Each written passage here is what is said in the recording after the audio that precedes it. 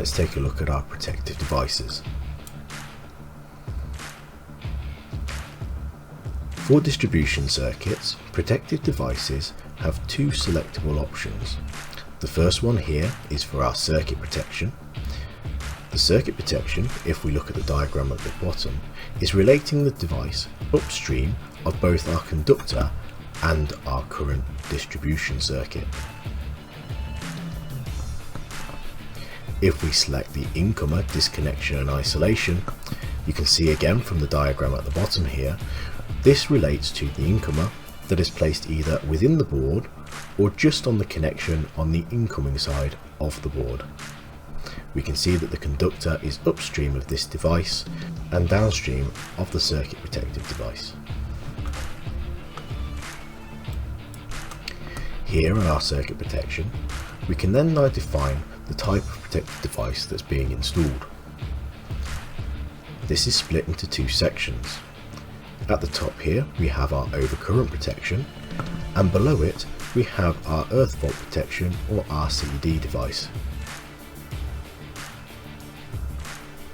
We can see to the right hand side of these that we have various information in relation to the breaking capacities and earth fault information. This is being checked against the current calculated data for our design. For instance, here we can see that our maximum withstand fault where this protected device will be located is 17.8, and the device currently selected is a 10 kA device. As such, the software has flagged up that this is an issue in terms of the design. These numbers relate directly to information that we can see over here on the left hand side.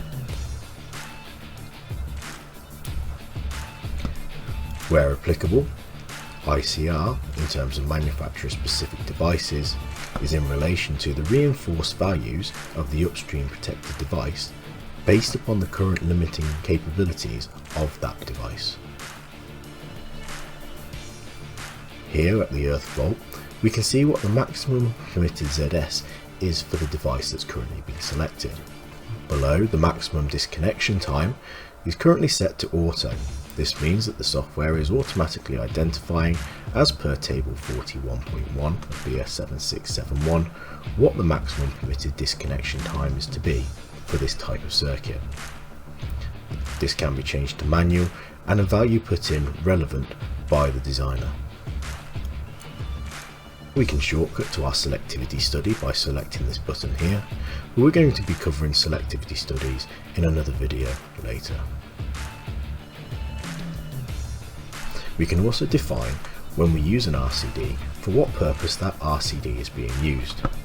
For instance, currently here on the TN system, we are only using the RCD device for additional protection. However, if we were using the RCD on the TT system, or we require our RCD for use as fault protection, this option would need to be unselected to identify that need. Where we have an RCD device selected, we can also see what the protective conductive currents will be. The software will then perform a check as per the requirements of BS7671 to ensure that this doesn't exceed the 30% I delta N value of the device. As an example, here I'm going to put a generic RCD in place, and you will see that depending upon the size of the RCD that we have selected will tell us what our maximum protective leakage current is allowed to be.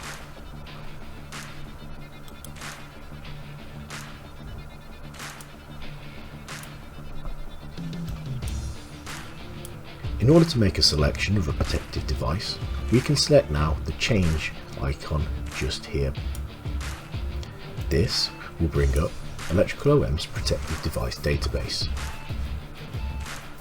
On the left hand side we have a number of filters that are available. In this particular example, I'm going to be identifying to use an ACB.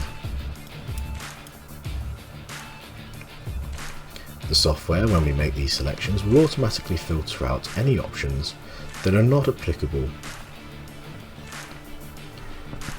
Here I can select from the type of ACB that I wish to use.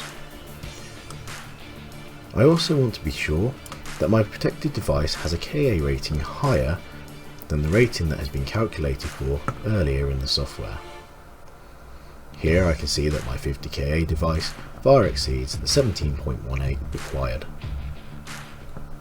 I can then select the particular size or rating of the protected device, and here on the right hand side I can make any adjustments or changes to that particular device. Here I've reduced the rating of the device, as earlier on I set my supply to only be available up to 780 amps. Depending on the type of device that's been selected, the options and settings will vary based upon the type of device selected.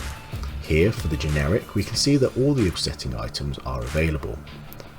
However, if I was to choose any of these particular manufacturers within the system, only the options applicable and supplied by the manufacturer for that particular device will be readily available to be changed.